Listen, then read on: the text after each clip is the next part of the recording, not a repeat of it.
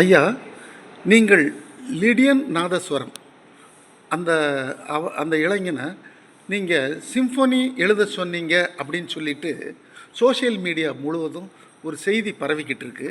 அந்த செய்தி உண்மையா? இல்லை, ஒரு தடவை லிடியன் நாதஸ்வரம் வந்து என்னிடம் பாடம் கற்றுக்கொள்வதற்காக வந்த பையன்தான், மியூசிஷியன் தான். ஒரு தடவை வந்து நான் சிம்பனி கம்போஸ் பண்ணியிருக்கேன்னு சொல்லி ஒரு மியூசிக்கை ஒன்று அவன் ப்ரோக்ராம் பண்ண மியூசிக்கை எனக்கு ப்ளே பண்ணி காட்டினாப்புல.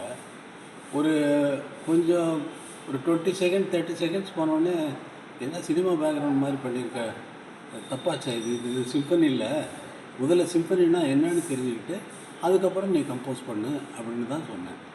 அதுதான், வேறு ஒன்றும் இல்லை. ஓ சரிங்க. அது வந்து ஒரு பேக்ரவுண்ட் மியூசிக் மாதிரி ஒரு பண்ணிவிட்டு அது சிம்பனி பண்ணியிருக்கேன்னு சொல்லி என்கிட்ட வந்து என்னுடைய ஒப்புதலுக்காக, அதாவது என்னுடைய அங்கீகாரத்திற்காக ப்ளே பண்ண மாதிரி இருந்ததுனால நான் வந்து கொஞ்சம் நிறுத்து, இது சிம்பனி இல்லை, நீ சினிமா பேக்ரவுண்ட் மாதிரி பண்ணியிருக்க, சிம்பனின்னா என்னென்னு தெரிஞ்சுக்கிட்டு அதுக்கப்புறம் கம்போஸ் பண்ணுன்னு தான் சொல்லியிருக்கேன். ஓ சரி, நல்ல நல்ல வழி காட்டணும் இல்லையா? ஆமாங்கய்யா, ஆமாங்கய்யா.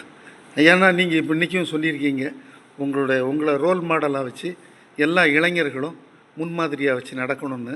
ஏன்னா ரோல் மாடலாக வைக்க வேண்டாம், நான் என்னுடைய காலில் நடந்து வேறு ஒருவனுடைய காலிலும் நடக்காமல் என்னுடைய காலிலேயே நடந்து என்னுடைய இடத்திலேயே வந்து படிப்படியாக சினிமா கச்சேரிகளுக்கு வாசித்து, ட்ராமாக்களுக்கு வாசித்து, சினிமாவுக்கும் அசிஸ்டண்ட்டாக ஒர்க் பண்ணி, அந்த மாதிரி வந்து படிப்படியாக வந்து அந்த வாசிக்கிற ஒர்க் பண்ணுற நேரத்திலேயே கற்றுக்கொண்டு அதை வந்து எக்ஸ்பெரிமெண்ட்டில் வந்து ஆர்கெஸ்ட்ரா வாசிக்க வச்சு என்னுடைய காலிலேயே நான் நடந்து என்னுடைய காலிலேயே, அந்த காலு கூட வெறும் பேர் ஃபுட்டு அப்படின்னு வச்சுக்கோங்க, பாதத்தில் எந்த அணிகலனும் இல்லாமல், பாத அணிகள் இல்லாமல் நான் நடந்து வந்து இந்த இடத்தில் சினிமாவில் ஒரு இடத்தில் உட்கார்ந்து விட்டு அதற்கப்புறம் சினிமாவில் இல்லாமல் அதை விட்டு விலகி மற்ற இசைகள் என்னென்ன உயர்ந்த உலகில் இருக்கின்றனவோ அத்தனையையும் நாம் தெரிந்து கொள்ள வேண்டும் என்ற நோக்கத்தில்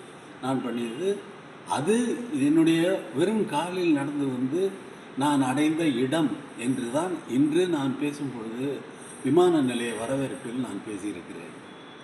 ஆமாங்க ஐயா, நன்றிங்க ஐயா, நன்றி, மகிழ்ச்சி.